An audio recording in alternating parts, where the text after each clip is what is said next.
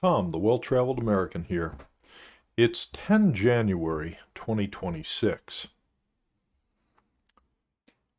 Next month, the Russian war on genocide in Ukraine will enter its 5th year, longer than the Russian war between Germany and Russia in World War II. Moscow's goal is not to end or derail the peace talks, but instead it is to keep them going as a cover and an enabler of the continuing Russian brutal invasion in an attempt to wipe Ukraine off the world's map, regardless of human cost. 4 years on, and still the world does nothing.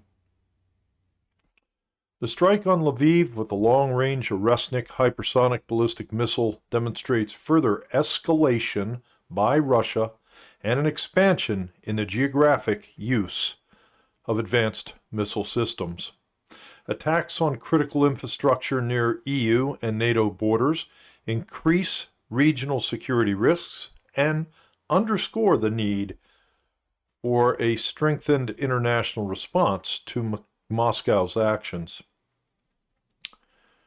Russia will never stop its genocidal military attacks on its neighbors as long as those in power in the Kremlin remain. To expect anything different is willful disregard for reality. The thuggish Iranian fundamentalist government will continue to oppose and kill its people as long as they remain in power. To expect anything different is willful disregard for reality. The Chinese government will continue to oppress its people and attack its neighbors with military force in the South China Sea and in the mountains of the Himalayan borders with India, as long as its leaders remain in power. To expect anything different is willful disregard for reality. North Korea will continue its bellicose threats to use nuclear weapons on its neighbors as long as the Kim regime remains in power. To expect anything different is willful disregard for reality. The good news about my monotonous monologue is that if we were to eliminate just 4 tyrannical dictatorships from their power, the world would be an immeasurably better place. The Maduro government in Venezuela has come to an end, or will be coming to an end very shortly. This has already happened. This is what happens when positive steps are taken.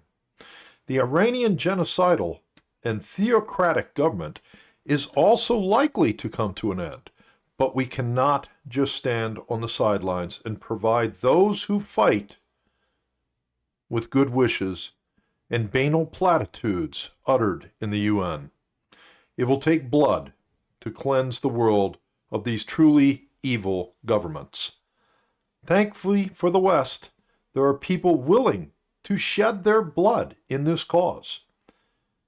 The least the West can do would be to support these people with more than rhetoric. These brave patriots need weapons.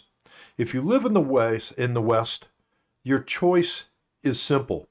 Continue to stick your head in the sand and do nothing. You should know the full thought that then you are compliant and complicit with the extermination of freedom of brave people, of real-life heroes.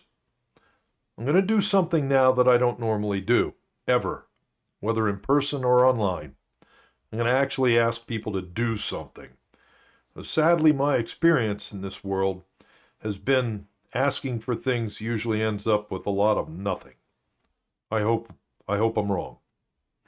I ask you to put on political pressure to your respective governments to provide aid and, most importantly, military support for those who deliberately put themselves in harm's way to preserve and protect democracy.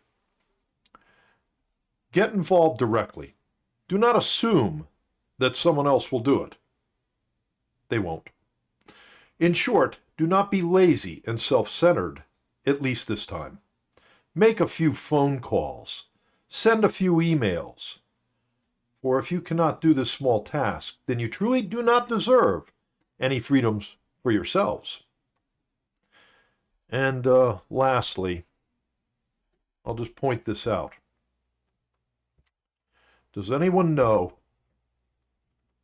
where the love of God goes when the missiles turn minutes to hours? It's below freezing in these people's neighborhoods right now. That little girl, her suffering is just beginning. How much longer will it take for the West, for its government, for its people to step up and put an end to this? Another 4 years? I hope not. All right, that's it for me today. I've had enough. Please do your part. It's almost nothing. It's certainly far, far less than the other people here are actually sacrificing to get a little freedom, and for us here in the West to keep a little bit of ours. All right, 10 January, and I'm out for the day.